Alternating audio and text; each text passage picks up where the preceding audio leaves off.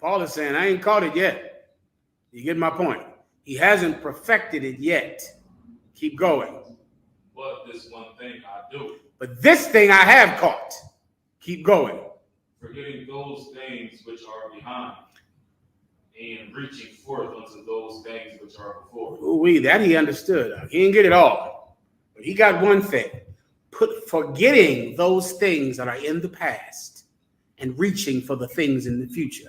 That much he got. He had some desires that he shouldn't have had. The Bible doesn't say what they were. Maybe it was like you when you want to smoke weed.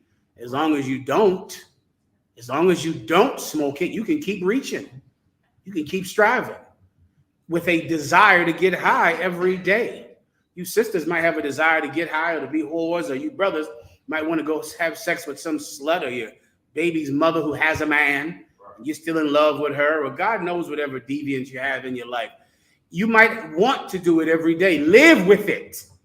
Live with that desire to sin. Don't run from it and be afraid of it and cry over it like a big baby at the foot of your bed while you're drunk.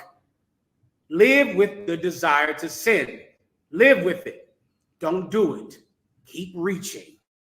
Paul was like that. Paul had a desire that vexed him. He didn't want that thing anymore. Maybe it was some bitch, some woman he was in love with that he couldn't have, that he knows he shouldn't have because she was a whore or had a man. I'm guessing now because the Bible doesn't say the thing that Paul was vexed with, but I know the things that vex men. Everybody understands. He wasn't perfect. This much he knew. This much he did catch. The past he put behind him up. He was done with that. He was done with that molestation garbage. Sooner or later, be done with that. Okay. When did it happen? When I was 4, enough. When I was 6, enough of that. Damn, you're 37. You telling me a thing that happened when you were 6? Some things destroy you out that your mother told you about. You don't even remember. But your mother will tell you a story how she wanted to have an abortion. Clearly, you don't remember when she wanted to have an abortion because you were an embryo inside of her. But she's going to tell you a story about your father, tell you a story about how she never wanted to have a baby. And you are going to allow that to ruin your future, to ruin your entire life. It's over the minute you hear that story. Most of you, your life was over at 7, right? Is that about right? 7 years old, right? The first trauma, the first molestation, the first bad breakup, 13, life over. You're 42 years old, still breathing, still here, life done in grade school. Paul knew this much. He was getting rid of that. Enough of that. That happened to somebody else. Whatever happened to that little boy happened to him. That's not me anymore because I am dead and alive. Everyone understands. That other person got molested, got raped, was abandoned, was abused. That other person had the perfect excuse to be a sinner. Isn't that all that sinners need, right? You'll know that about yourself. The Bible says a sinner seeketh an excuse to continue in his wickedness. You've had an excuse since you're 7 years old. You know how many people I've counseled about why they're a drug addict or why they're sluts, whores, or deviants. You know what they tell me inevitably? They were molested. They didn't grow up with their father. Their parents broke up. They grew up in the projects. Do you know what I have never heard to this day? I don't even want to tell you because that means someone is going to say this to me. The minute I say it, someone is going to say it to me. I'm not counting anyone that says this to me after the day. Just so you know that. You're going to be honest now because I say this, but I'm not going to count it, all right? I have never heard, since I've been counseling for Commanding General Yan, I've been doing it, since 2000? I have never heard I do drugs because it feels good. Ever. Not once. I have never heard, well, yeah, I have sex like that because it feels good. Right.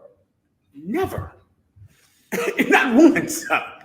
And I go, damn, you really, you're not, there's some people that have a traumatic experience and cut themselves. Punch themselves in the face, do all kinds of damage to yourself. Don't you think it's odd that the plurality of people who hate themselves do something that feels great? Maybe that's why you do it. Maybe cocaine is delicious and wonderful and great. It is amazing. They're still doing it with fentanyl in it. Why? Because my father left me.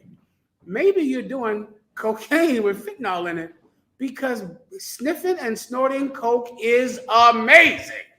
It is like driving a fast car 100 miles per hour, having sex with every woman, getting up, whooping his ass. It is great. That's the reason to do it. Maybe that's why you're doing it. Maybe all that sex. A woman never says she has sex with all those men because she likes those penises inside of her. Ever. It has never been told me ever in my life that she just enjoys the feeling of that friction between her legs. I have never heard that. She's doing this because her mother called her fat when she was young, because she was told she was ugly. So she loves giant penises in her all the time, but not because of the feeling, because of the trauma. That's real coincidental, baby girl. That's because it seems like everybody likes sex, whether they've been traumatized or not. Seems like if you grew up in Bel Air, you'd still like sex. Right? Seems like white people who grew up with their fathers, who had wonderful childhoods, still get high. So maybe that's the real reason you're doing it, because it feels good, right? No one ever, you can't tell yourself that. You know why? Because you're holding on to the past, and your past is the perfect excuse to destroy your future. Paul understood he wasn't doing that. Right. Everybody gets it. I know you don't. Keep going. Was that it? Solid.